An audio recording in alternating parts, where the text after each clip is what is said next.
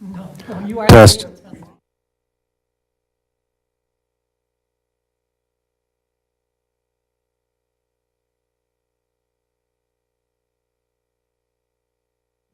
Testing. Does this one work?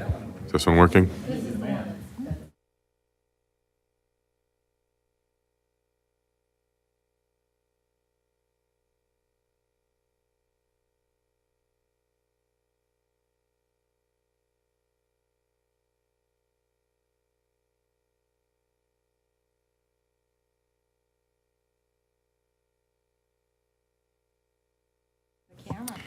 Call the meeting to order. Allegiance to the flag of the United States of America and to the republic for which it stands, one nation, under God, indivisible, with liberty and justice for all. The meeting has been posted according to open meeting laws. So at this time, we are going to, I'm sorry, I'll do roll call first. Roll call.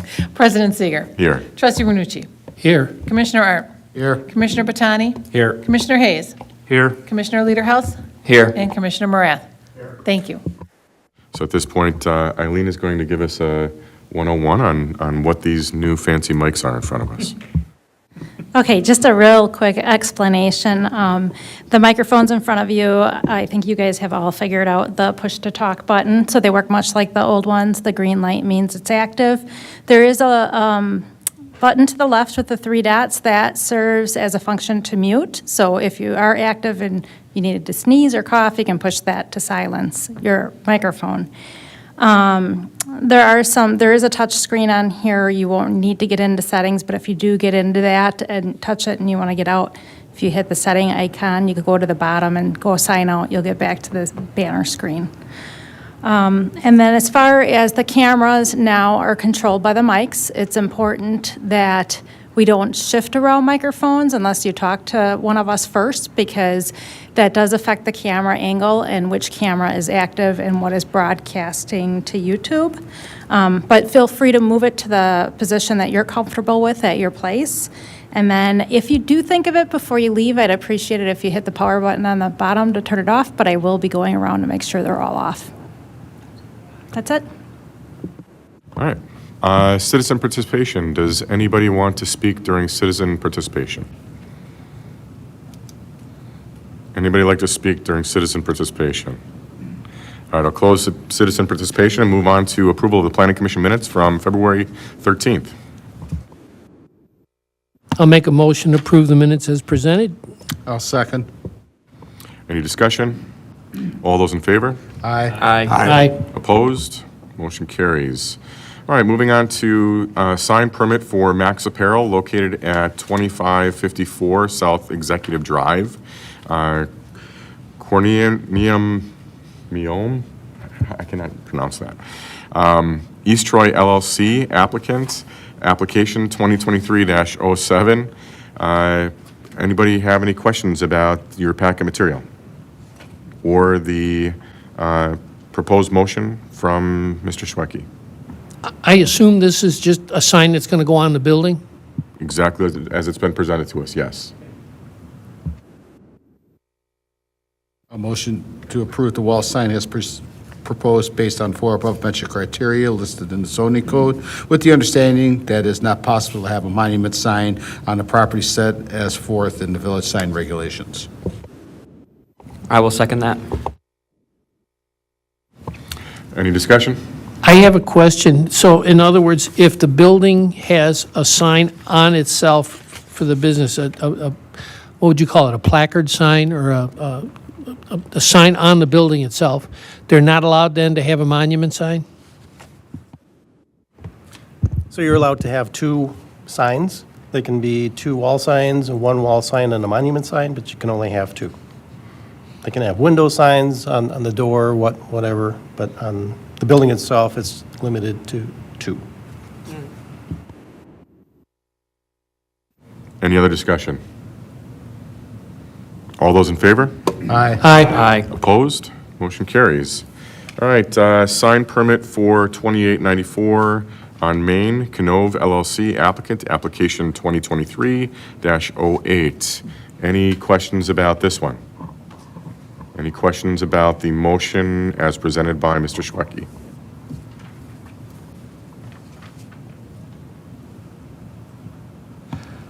I'll make a motion that approve the projecting sign as proposed based on the 4 above-mentioned criteria listed in the zoning code, with the understanding that one additional building-mounted sign is allowed, and provided that the owner obtains written authorization of the public entity having jurisdiction over the public sidewalk consistent with sections 510-129.1 of the zoning code prior to issuance of the building permit for the sign. I'll second.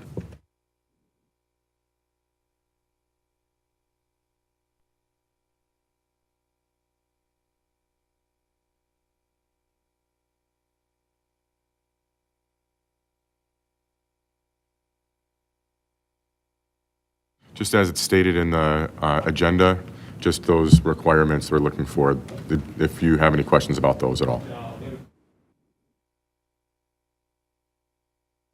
Perfect. Thanks, Rick. Any discussion? All those in favor? Aye. Opposed? Motion carries. All right, potential revision to the zoning regulations with regard to standards for accessory buildings in the industrial zoning district. I will open the public hearing. Is anybody here to speak on behalf of the public hearing? If no, then I will close the public hearing. And does anybody have any questions about what we have talked about quite a few times now? Tim put together a pretty decent packet for us here.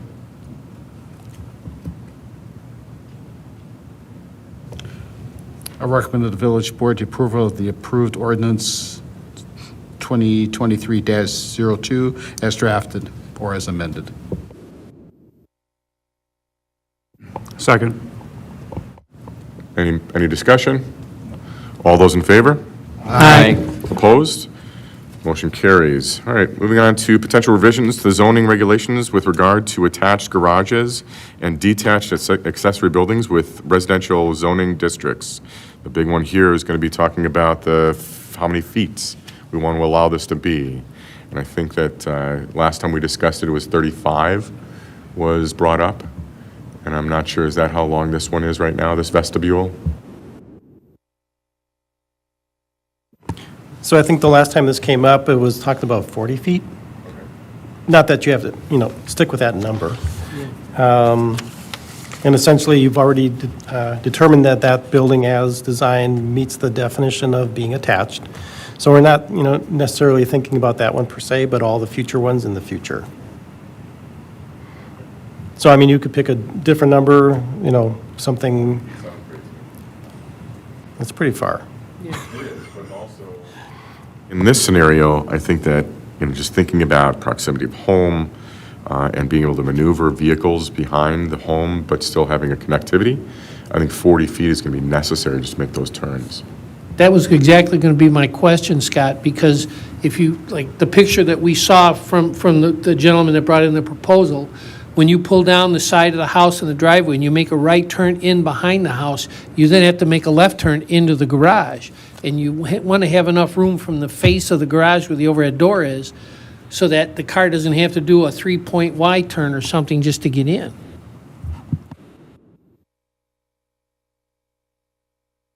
So how does everybody feel about 40 feet? I like the 40 feet. It's good. Okay. Now, Tim, is this something we can make a motion on tonight, or is this something you're going to bring back to us? So basically, these are talking points, so to speak. These are not, the actual, ordinance per se. What's probably, the second part of that discussion is, okay, how are we going to define, a maximum size for the attached garage? And that's in part B. So no, I mean, this is not ready, I don't think, for a motion. I was going to ask one other question in regards to, Scott, you made a motion, or you mentioned of it at the last meeting, And it kind of made sense. We talked about as far as having footings for the breezeway. Well, yeah, but that doesn't apply to the ordinance. That's more of our building code. I understand. I guess I just didn't want to let it go by the wayside, though, and forget about it. But It's not something that's forgotten about. It's something that, the 6 feet and maybe enclosed, partially enclosed or open, but I didn't know how far the parameters were going to be explained. That's why I asked. I think I'm stating that right. Am I, Tim? It's really more of a building code. Okay. So, yeah. So I think the three-car garage. Am I reading that right, Tim? Three side by So side. are you looking at point B? Yes. Okay.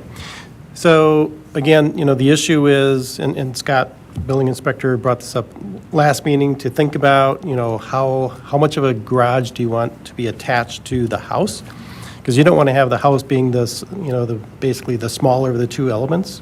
So as drafted, and it's just a placeholder number, basically the attached garage can't exceed 50% of the floor area of the house. Again, just making sure that the house is the major part and you don't end up with a, barn dominium. I'm not sure if you've heard of those. Basically, you have garage and you've got a small place for living. I think you're penalizing people who maybe want to build a smaller house with the intentions of putting an addition on at a later date when they can afford it.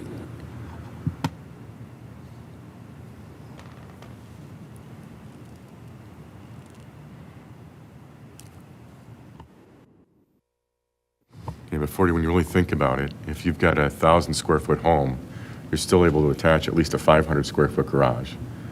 That's a decent-sized garage.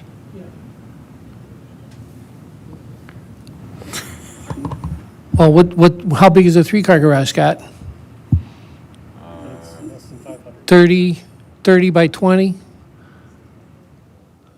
30 by 20 usually.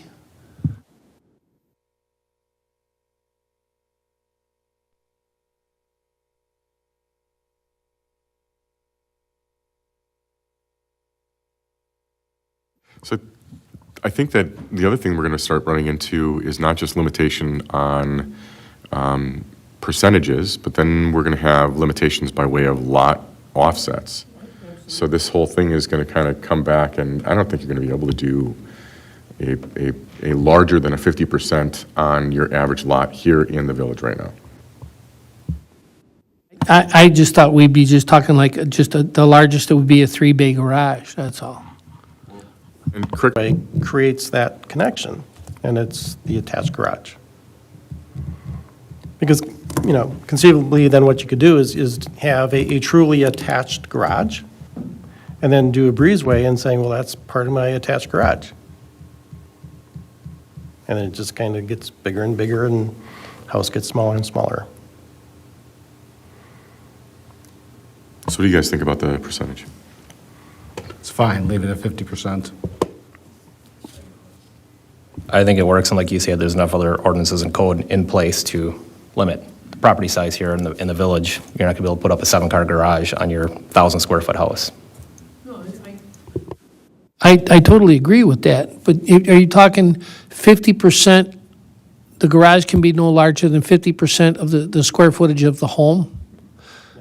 And if there's a 3,000 square foot home, do we have limitations then so that they don't have a 1,500 square foot garage?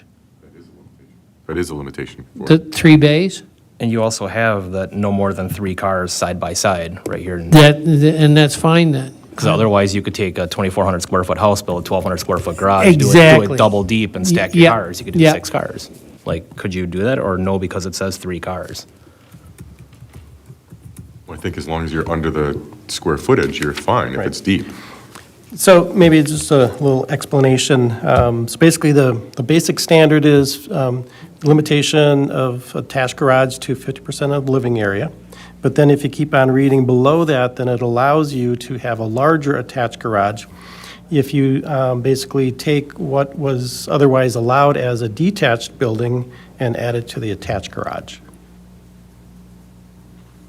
I think that more than accommodating them. Right.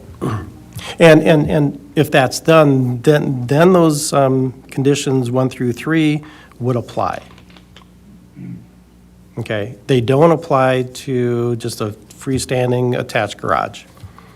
Only when you want to take floor area from the detached building and add it to the attached, then it would apply.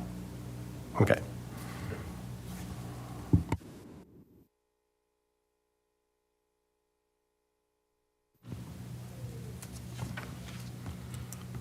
So is there anything else that you need from that then, Tim? For direction? I think it's pretty covered right there. I mean, if you're satisfied with what's here, you know, I'll fill in 40 feet up there and then put it into ordinance format. And if, you know, I mean, if you're, you know, happy with it as, you know, basically laid out, I mean, we can do a public hearing at the next month's meeting. I mean, I would just draft the ordinance, include these provisions, and then we'll be that much further along. Thank you. Moving on then to recommendations for future agendas. So is that your intent is to direct staff to put this into ordinance Oh, format I'm and sorry. schedule Yes, public hearing? Yes. We will, I will make a motion to direct staff to draft this into an ordinance and set the public hearing for the next planning commission meeting. I'll second. Any discussion? All those in favor? Aye. Aye. Opposed? Motion carries. Now, recommendations for future agendas.